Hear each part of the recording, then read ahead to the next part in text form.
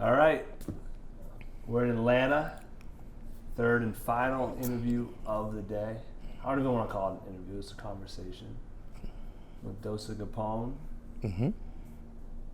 We got plugged in through the one and only TonyWhiteDDM. Control the mic with Dolan mic. Mm-hmm. Yeah. So, first of all, thank you for linking up. Thank you. Thank y'all for inviting me to as well. Yeah. So, First one. what's good? How do you got to tell some the Tony stories? How do you know Tony? I know Tony from just coming around DC, all of the DC open mics when he was a kid. Some of them he wasn't even old enough to be in, but he was there.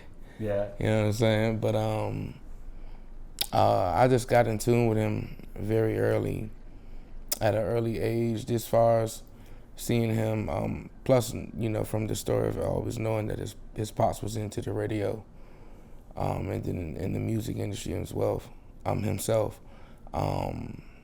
But he was just never scared to get on the mic. Mm-hmm. You know what I mean? And I used to tell people, I'm not a freestyler. I just love writing music, but I will freestyle. You know what I mean? Right. And we would just get around on the mic, man, and have fun. And he just always wanted to grab the mic, man. So I know him more so from music. We've done a lot of songs together too. Right. But yeah, he's always calling and checking up on me, which knowing hence why you guys came here, I knew. But otherwise than that, yeah, he's just always been around, dropping music, showing up to the open mics, trying to do his own shows, you know what I mean? So. Well, he speaks very highly of you. Yeah, that's Lil Broski, man. I love that dude. Yeah, so Good dude. You're something of a figure on the DC scene, something of a vet, would you say? How did you see yourself out there? Because we're far from there now, but yeah, I guess so. From underground, I don't, you know what I mean? Because I came up with a lot of other great people that I definitely know that are not necessarily known, but in our area. Yeah. You know what I mean? I guess because a lot of people look at perception of being successful because you have to be on TV or something, but right. No, it's a lot of people that are doing very well without being in the major TV outlets, in the radio outlets, But I don't know. A lot of people tell me that though, and I'm humble. You know what I mean? Yeah. To even have that type of accolade put upon me. But otherwise than that, I feel like I have a lot more work to do musically. Right. You know what I mean? So otherwise than that, no. Yeah, it's more like a thank you and a gracious bow. You know what I mean? For people to consider that, but. As far as being one of the top MCs out there, I definitely believe that. Okay. Definitely. Yeah, definitely. You said that with your chest. That was. Yeah. But definitely, man, because I had to put a lot of work in to being where I wanted to be and to talk and speak and rap the way that I wanted to rap. But I play instruments as well, so that has an advantage of me dealing with music. But yeah, definitely putting in the work. What do you play? I play all percussion. So if it's drums, you start to do. Yeah, I play drums, congas, timbales. All right. So yeah, anything that you basically beat on with hands or sticks. How are your paradiddles? Yeah, those are what I love, man, since a kid. That's what's up, man. Yeah. I love it. And DC, so there's a lot of percussion in DC. I have my first go-go experience, and there's quite a bit of percussion in that. I saw a backyard band while I was there. Wow. So. Shout out to Big G in Backyard. Yeah. That's what I grew up off of. I grew up off of Backyard Band, Northeast Groovers, as far as in my age era. But of course we call it old schools in my time, bars like the Rare Essence. Can't forget about Junkyard Band, but Rare Essence, Trumbull Funk. I grew up on other bands like AM/FM, Hot Cold Sweat, Air Raid. There's a lot of other bands out there. I played go-go too since I was 12 years old. Okay. So you were in it? Oh yeah. It seems like a wild scene, dude. When I was starting to play go-go, that's when go-go was already kind of getting rough, but it didn't start getting violent until around when I was 12. Because I remember they had, like, Northeast Group had a pool party where girls was doing some explicit things on video. Okay. But with objects and things like that. So it was, but after a while, almost came to the point where we couldn't get venues because people was always getting shot or dying at one of the go-go's because it involves of you. In go-go, it involves you partying, of course, but it involves of you certain times to, represent your hood. Okay. And the great part of our culture, but the ignorance of it, you know what I mean? Right. It leads to other things sometimes when people don't come in there with that mindset of just trying to party. Right. You know what I'm saying? Yeah, so that's not even how I meant wild, but it is Oh, wild. no, yeah, that's what I'm saying when I was coming up. But after a while, like, just the party and being wild now, you can definitely go to some go-go's and have some great times. Like, I haven't heard nobody getting hurt in a long time. Well, I'll just tell you, playing go-go, you know what I mean? The pat down was serious. Yeah. At the door? Yeah. I haven't been touched like that in quite a while. Yeah. Security. Oh, yeah, man. You know, they get there. They get there, uncomfortable. Checked everything. Yeah. But yeah, and that is too. I did hear that as well, though, that it was. I mean, almost. I was told it was even like basically outlawed. Yeah. At a time. Yeah, you wasn't allowed to get venues, certain clubs, but there was certain clubs that was keeping the hope alive for us. Mm-hmm. So yeah, it was. But to play all over, there was at one time a go-go was at certain spots, and then now it's back to going all over, and even in Virginia, because it was usually just DC and Maryland. Yeah. Because even when I grew up playing the go-go, I didn't hear anything about going to Virginia until I actually started playing in the go-go band. Because I didn't think maybe I knew go-go understood. I mean, was understood in Virginia, but not. I think it was more so like commercial, what you hear from the radio, because he had certain songs on the radio. But like, if you haven't been to like the underground go-go, like the clubs that your parents not going to, then you haven't really experienced go-go. You know what I mean? So yeah, but until I went, I was like, okay, go-go is pretty much all over. It's all over, man. So. But it's interesting. We'll talk about hip hop in a minute, but I'm super interested in this now. If you don't mind digging into that a bit, like it is such a DC phenomenon, and it never did really leave DC, and that's what kind of makes it, I guess, special in a way, because it's such a DC thing. Mm-hmm. Like, do you see it growing out of DC, or do you? I believe that it's possible. I also believe that it was kind of stuck to our culture because there's plenty of stories that I've heard that certain go-go bands, I don't know if that's necessarily true, but I've heard a lot of people say that EU made it to Soul Train, and they said that they sold 1 million records or something like that. And that's what stopped go-go from getting big. But then again, Junkyard Band was signed to Def Jam at one point. So I don't know what happened. I truly don't. I don't know what happened to us getting and branching out into becoming commercial. I know it's possible. Mm-hmm. I just don't know who's willing to take the leap. Yeah. You know what I mean? Because I'm not trying to make it so commercial to the point it's commercial. It's our sound. Yeah.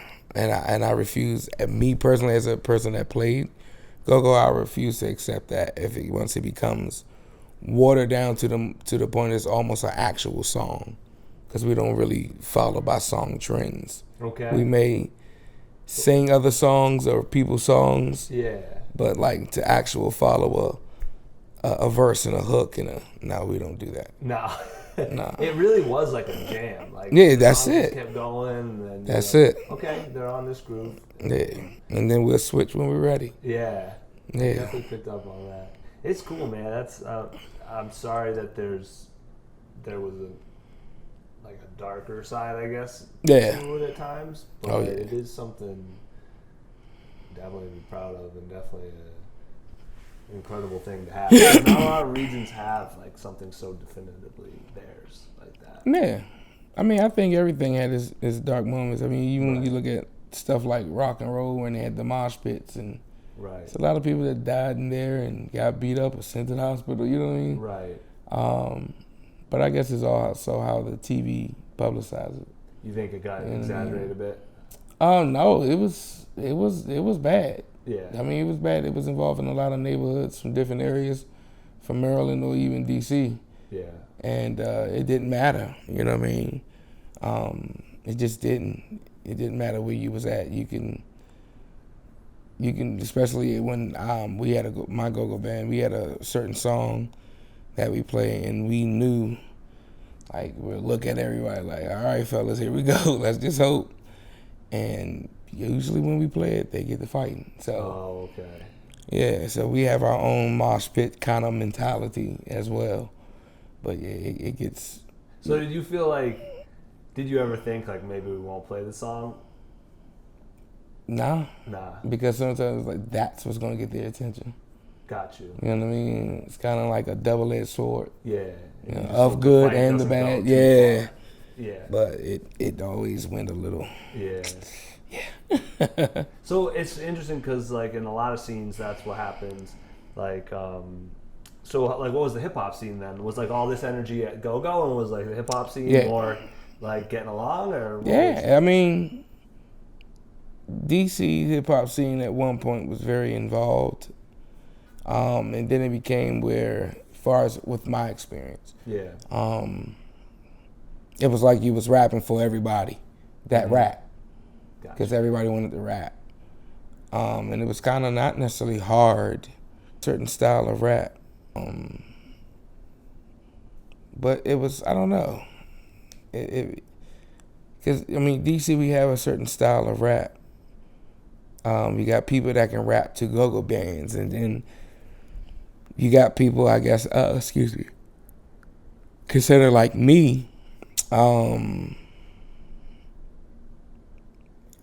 really like to rap. You know what I mean? So, but then you got the people that like to get into, I guess what you say, what's more recent and sound of culture, and I like to dab into all of those. But at one point it was very involved. You can always expect certain people at certain open mics, like, all right, you know these folks are gonna be here, the nice ones. This one is a kind of, a throw up in the air. Yeah. You know what I mean? But after a while, it just kind of became a staring contest, and everybody just rapping. Yeah.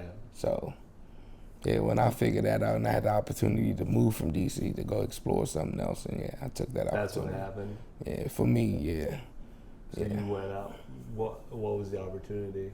Just to go to Dallas. Yeah. Dallas. I never lived outside.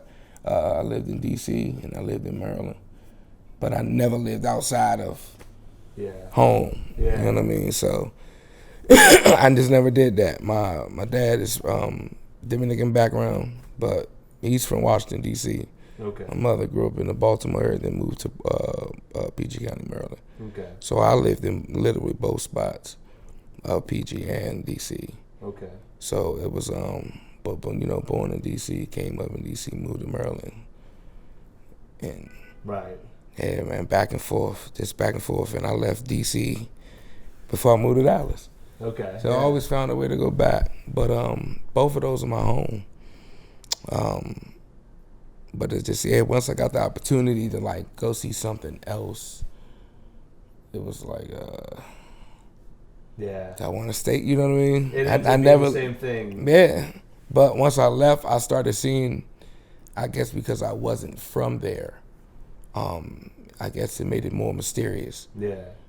When I did the music, so I got a lot more support. You got love in Dallas. Yeah. I actually miss Dallas. Yeah. I'm not gonna lie. Yeah. You're in Atlanta, missing Dallas. Okay. Yeah, but I like Atlanta too, man. There's a lot of changes that I've got to get here. So. How long have you been here? I've been here since November. Oh, so you just know this? Yeah, I worked just out. got We it. just linked up. Okay. Yeah, so I just got here, man. Oh, But so it's you're still just figuring it out. yeah, yep. Still trying to find places, venues, and get around. But I'm still doing my thing. I went to Apache last night. Mm-hmm. Worth checking it. Oh, you know. Okay. Yep, the garage, I call it. Yeah. Yeah. There's a place called the Garage too. Yeah. There's Yeah, I checked it out. The Apache, I mean, I guess on that night it was all right. But, I guess, like I said, it's even certain places here, kind of like another staring contest. Yeah. There's a lot of artists in the crowd. So, yeah. Which is funny because when I was in you might want to check out DC again because just to, swing through for a thing. When I was there, I was surprised by how many like non-artists were at the open mic. I checked it out. There was a lot of non-artists, a lot of like dope artists as well, but some weren't there to perform. They were just there to watch. It was cool. Oh yeah, that's definitely possible to happen, and I've seen that too. But so how has the moving changed your music?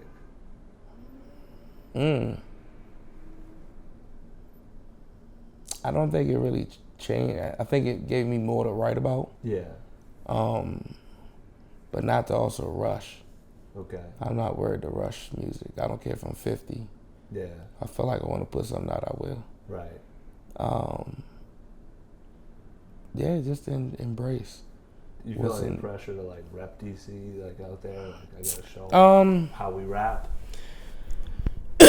Me being from there, like I never felt like I need to show pressure of it. I'm more like it because it's surprising. Okay. I guess people get caught up on the mist of like, that's the thing about publicity. Like if somebody major makes it to a certain level, a lot of people like, oh, you from DC, so Wale, and it's not like. I'm not saying me ain't that guy or not. You know what I'm saying? I'm proud of what he's doing for the home. But outside of that, it's deeper than that. Right. You know what I mean? It's a lot more artists that is just, we in a whole different world. Gotcha. When it comes to really like trying to get into this rap and hip hop. Right. And express our culture. Mm-hmm. With DC lingo, or just the attitude of it. Yeah. And yeah, it's just deeper than that because you have the hip hops and the backpacks. Then you got the gritty brothers, the gritty rhymers, and that can do all of those at the same time. And you have the trappers, you know what I mean? Yeah. Then you have the people that's all around. I consider to be all around. Okay. Because I do dab into a little bit of trap music here and there. Okay. But I stick with my content that I like to talk about, of course. Yeah. But yeah, I don't. Yeah, it's not really no pressure.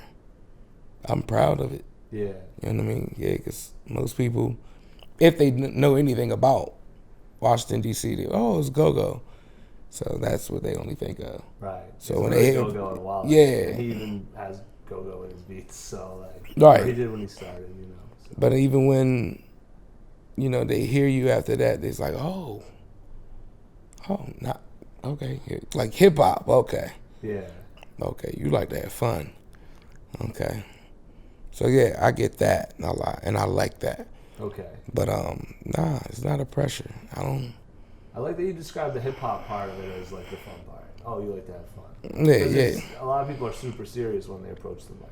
Not that. Oh yeah, I mean I'm not serious. That you're not serious, but you're having fun with it. Yeah, I like to have fun with my music, but I mean even when I'm talking about very truthful things that can be talking about pain or being in the streets or there's I still want to put out an energy to it.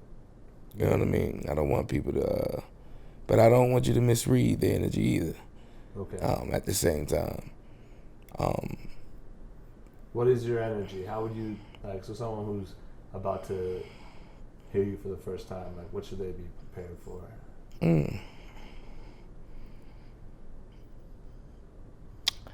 Like I don't know. I like to always say like almost like an unexpected roller coaster. Okay. But all of even your downs are exciting. Okay. That's a roller coaster. So yeah. All right. So your ups is just exciting just as well as your downs. Because most people think roller coaster like up and then down supposed to be bad. No, I'm gonna just take you on a roller coaster. It won't be just a one straight street ride. Yeah, the minute you think it will, I'll switch up on you. All right, that's the So, one. and most people, like I said, when they hear me, like, oh, he's a hip hop, he's a backpacker, and then they hear trap, they like,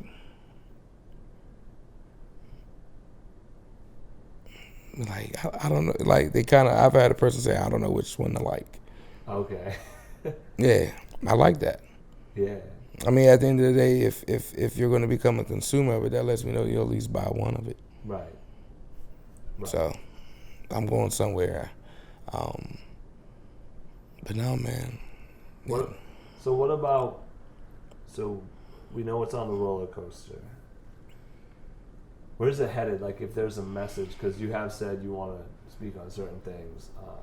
If there's a message behind your music, like, what would you hope for? I mean, overall, my message as far as me living up to my name, Doe Cigapom, is an acronym, which stands for Deliver on Emotions, Can I Get a Peace of Mind?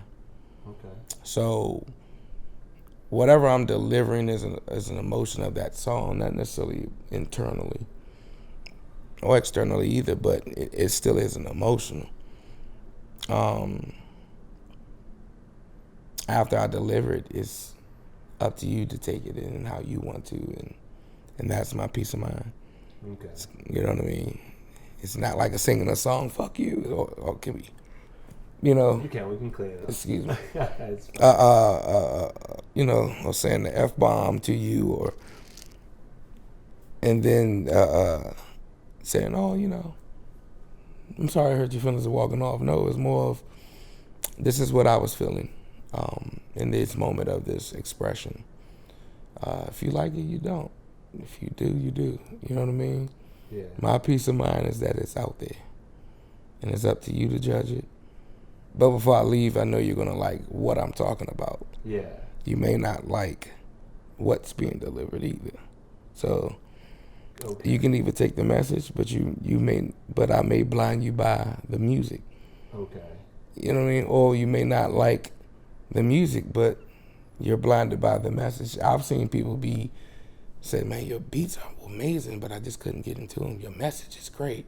Right. But to people like your beats and your message, or people just like, man, your beats pull me in, but I'm here for your message. Yeah. That's gotta feel good to hear. That's my peace of mind. Yeah.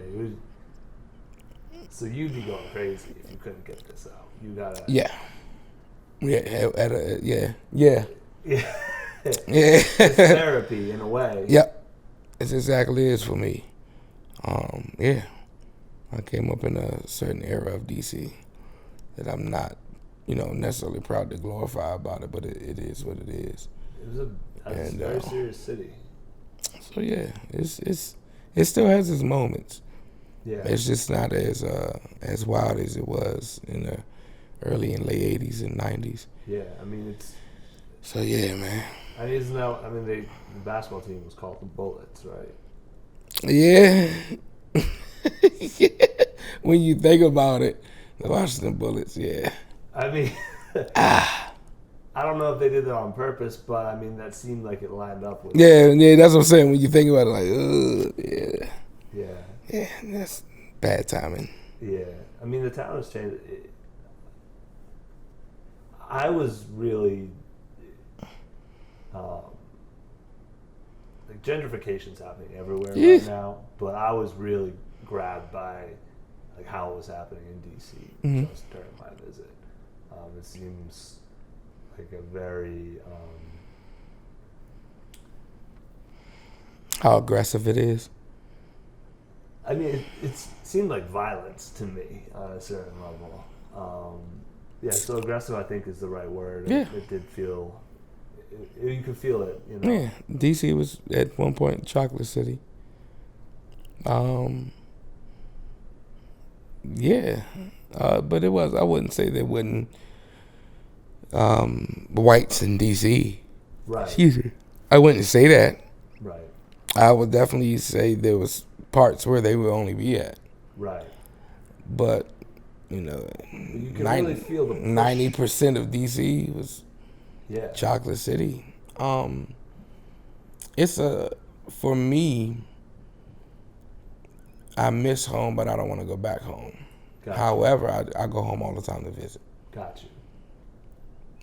I've seen enough, done enough, but I would love to go back and do more. Got you. However,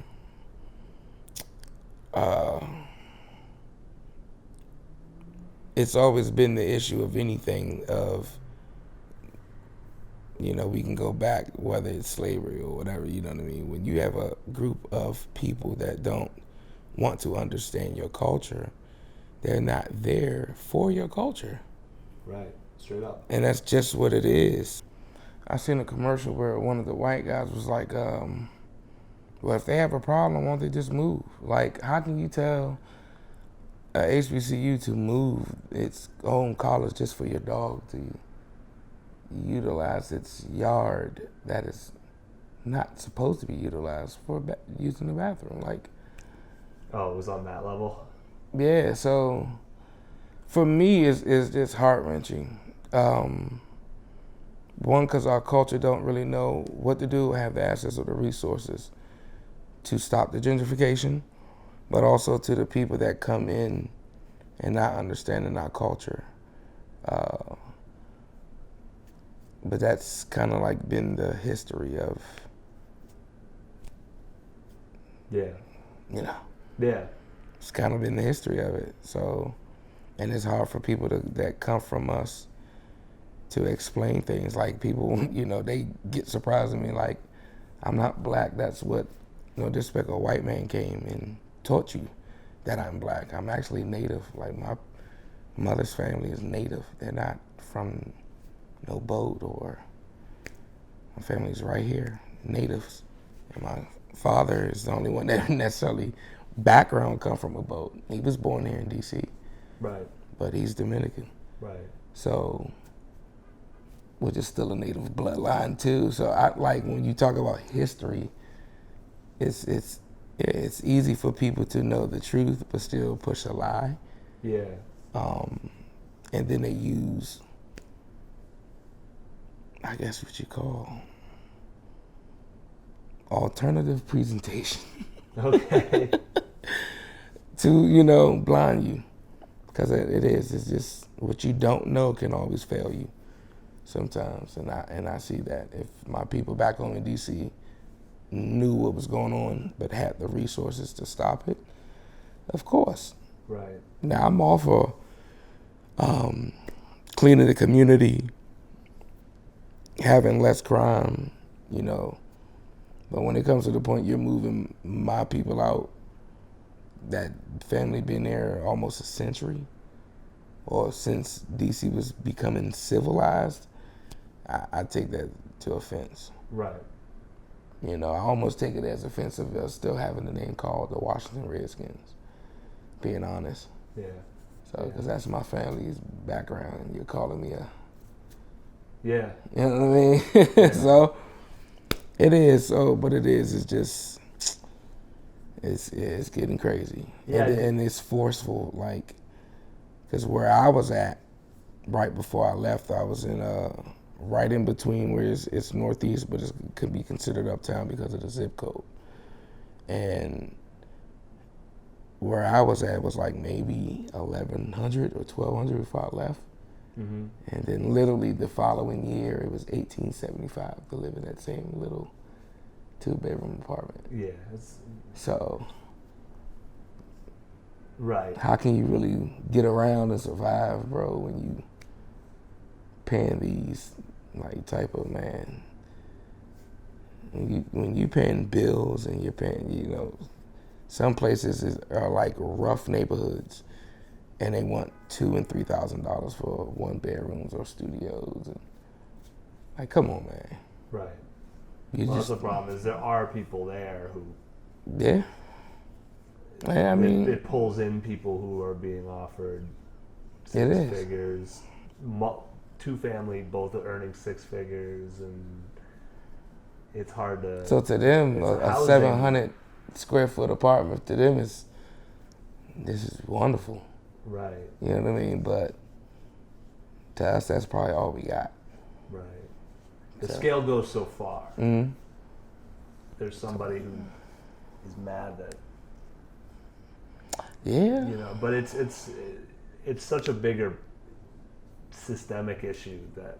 Yeah, like, that's what I'm saying. How do you solve it on an individual level, or It's even deeper on a than community gentrification. level? Like, it's so.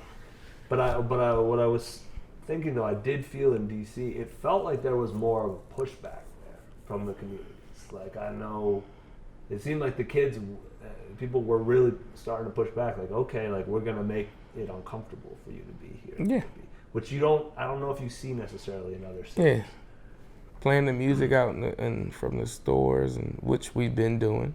Right. Yeah. The Don't Mute DC. Mm-hmm. You know. So, but that's what I'm saying. That's how bad. Where something we've been doing, because I'm in my 30s, and you mean to tell me something that we've been doing for over 30 years, you want us to stop because you moved here? Right.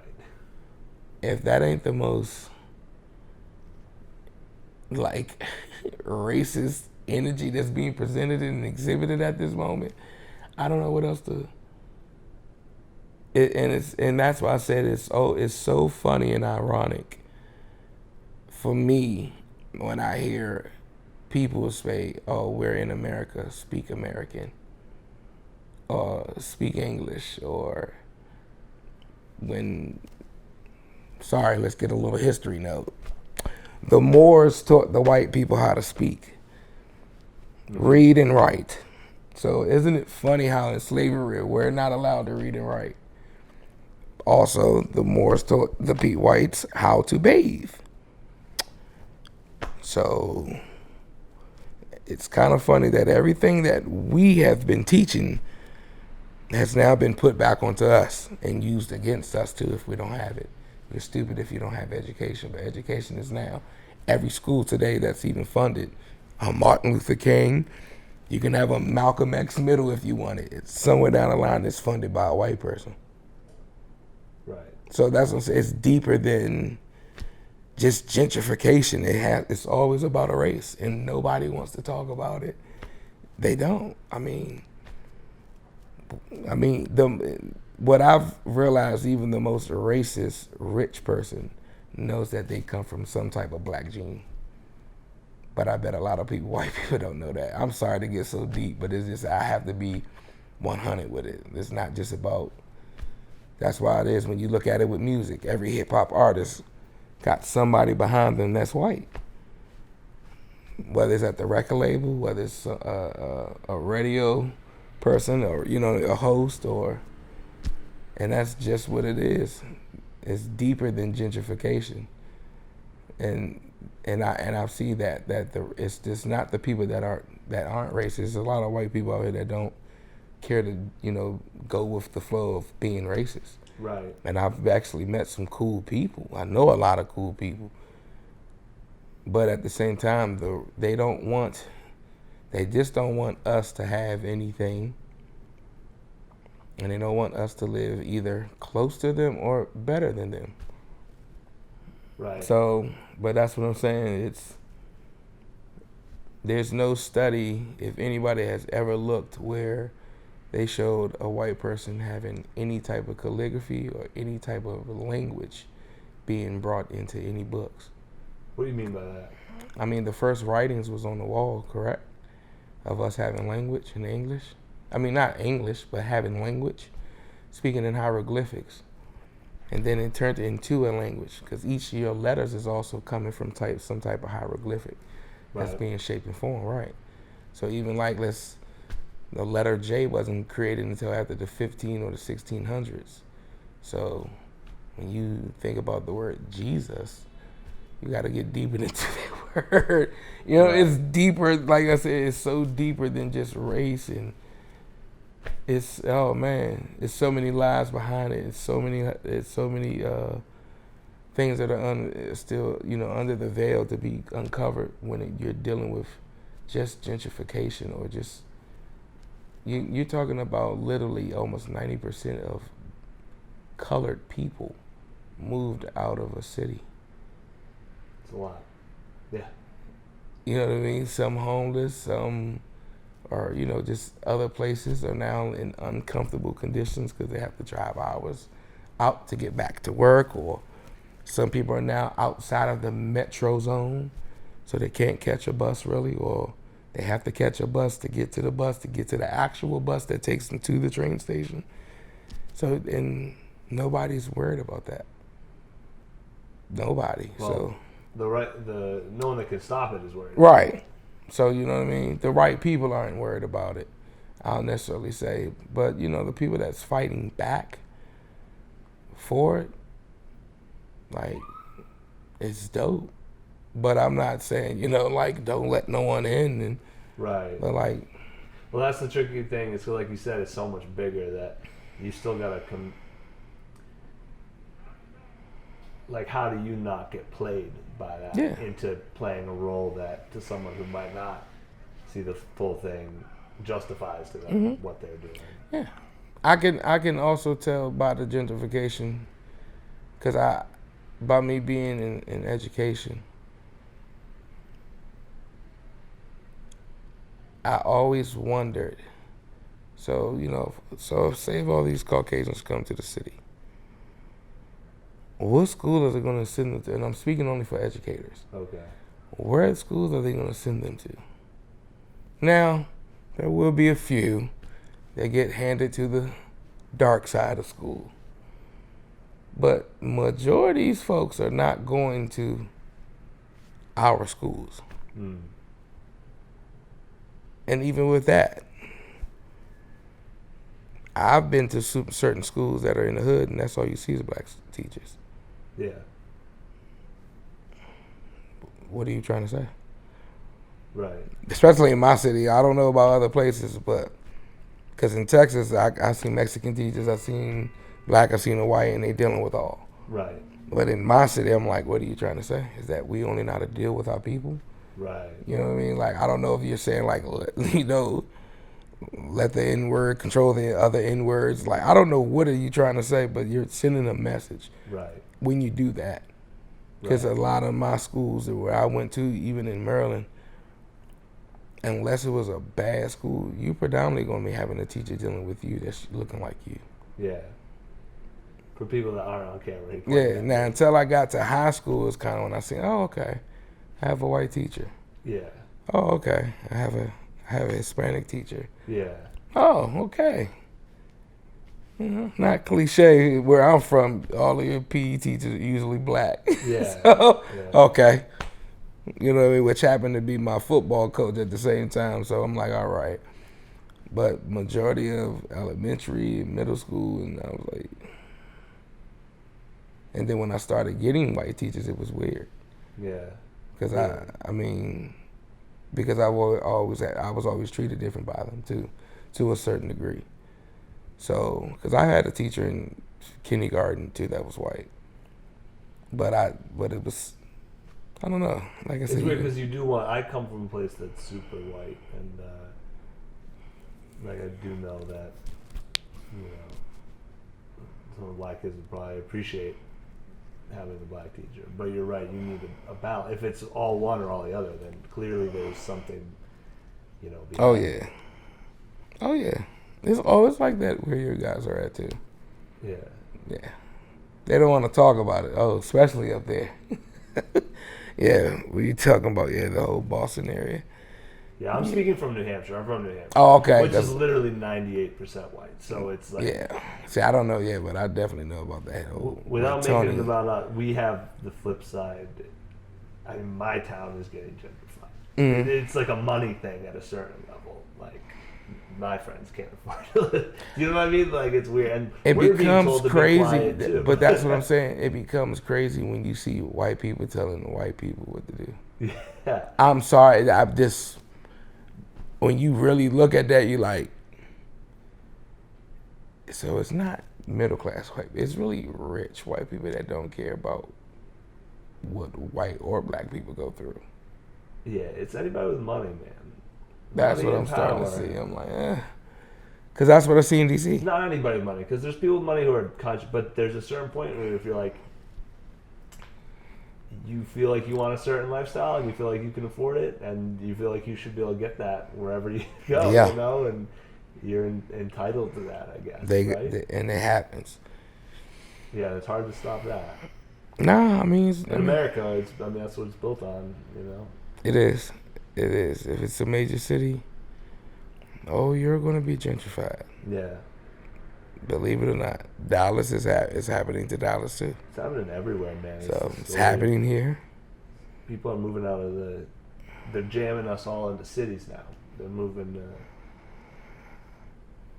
There's not going to be a lot of country living. They want everyone in these super cities.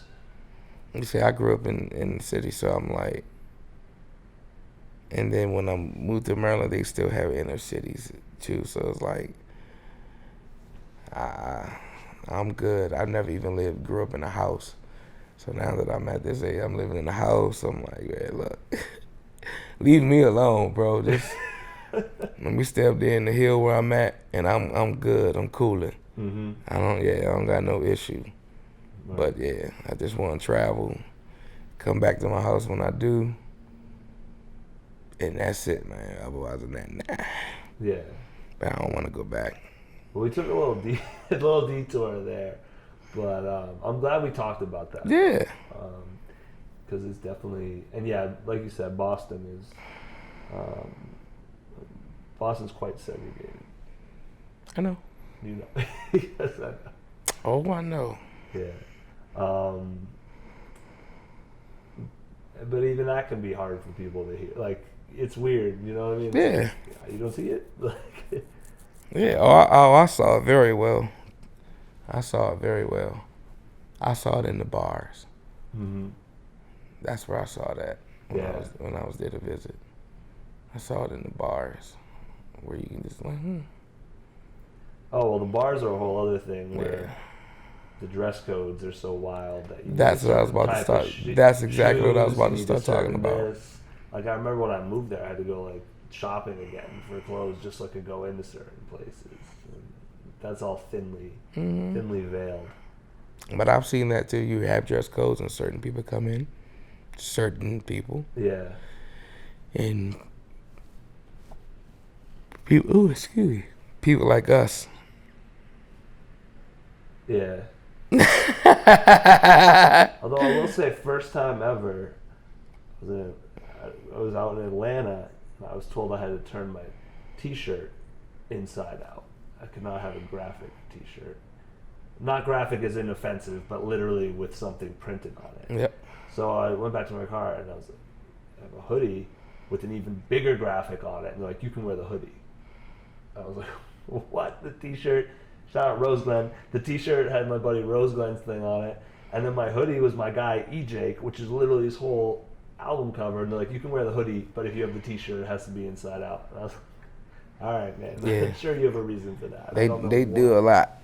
That's why I don't even care to go to clubs, man. I'd rather just sit at home or do some music, or I'm into Forex, so I like doing Forex too. So trying to make some, so that's it, bro. I don't even care to go to clubs. I go out every now and then with some of my buddies.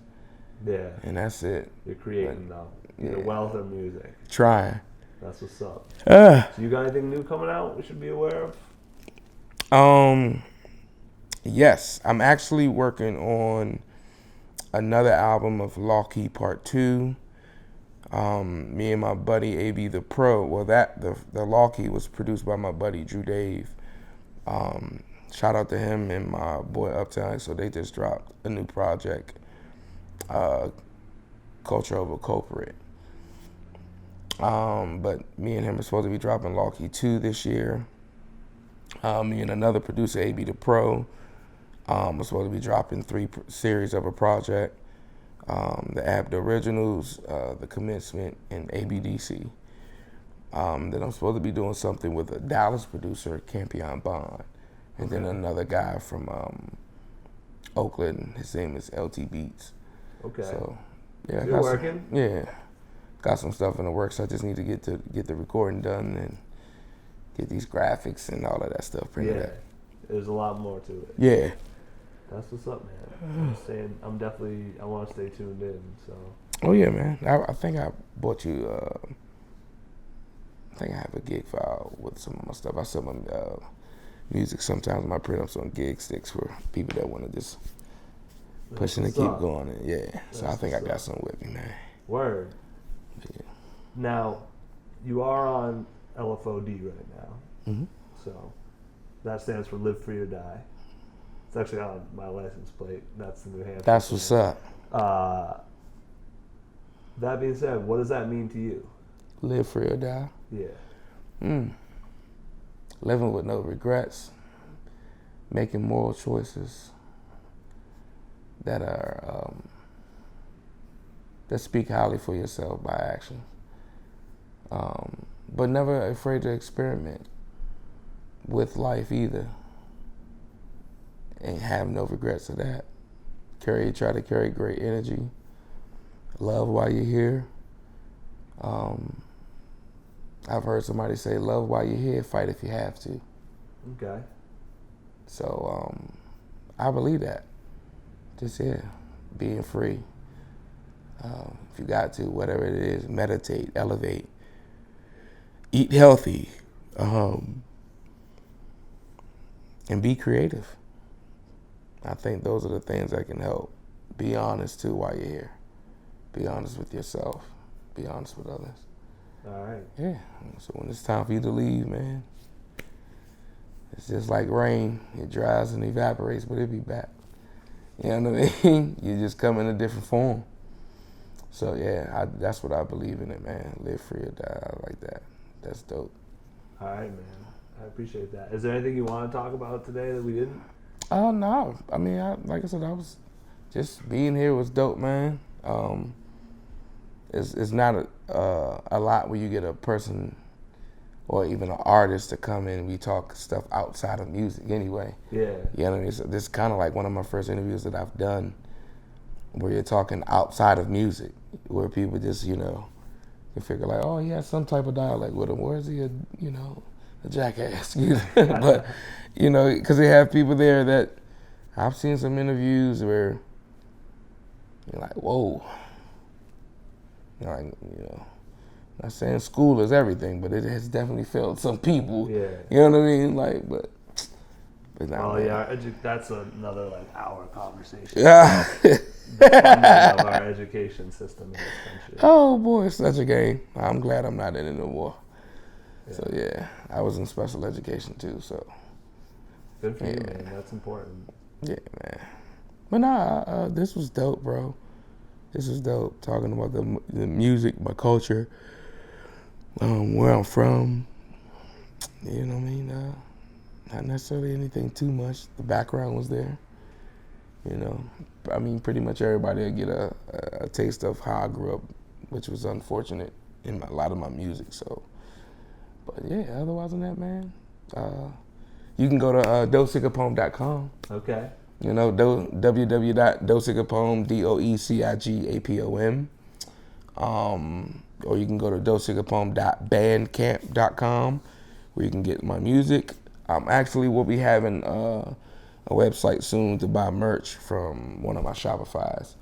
So that'll be coming up soon. And a lot of them new music will be up on Spotify and iTunes and TuneCore in a few months. So, good stuff. Yeah, man. You reminded me of a question. Doe Cigapom. Yes, sir. You broke down the acronym. Where did the name come from that led to the acronym? Wow.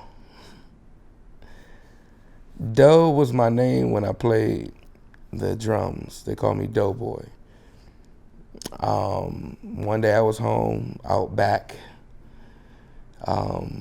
elevating myself. Okay.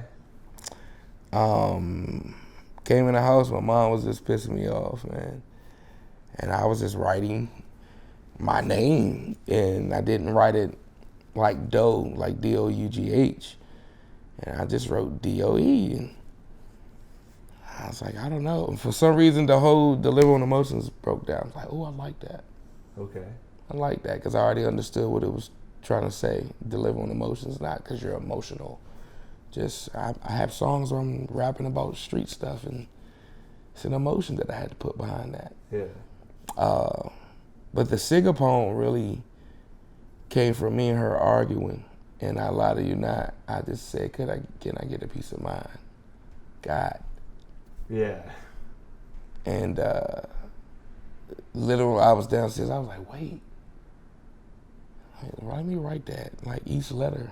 Like, can I get a? And I just made my own word up. Cigapom. Yo, that's ill though. Like, oh, that's Doe Cigapom, bruh. Deliver on the motion, can I get a piece of mind? Yep, that's it. Doe Cigapom. And I never changed it. I have an alias outside of Doe Cigapom, but yeah, he's someone else.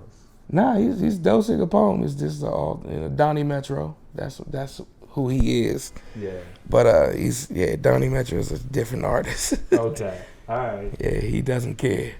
I'll more so say Doe Cigapom can be him, but also knowledgeable of what's around. You know what I mean? I try to speak on what's important, where Donnie was just, Yeah. That's the street guy. That's the guy that talks about the things that, even a lot of people wouldn't want to necessarily talk about, but it happens. Yeah. So yeah, outside of that, but yeah, man, you can follow me too as well on Doe Cigapom, DoeCigapom as IG, Facebook, and just keep up, man, because I got some stuff coming soon. All right.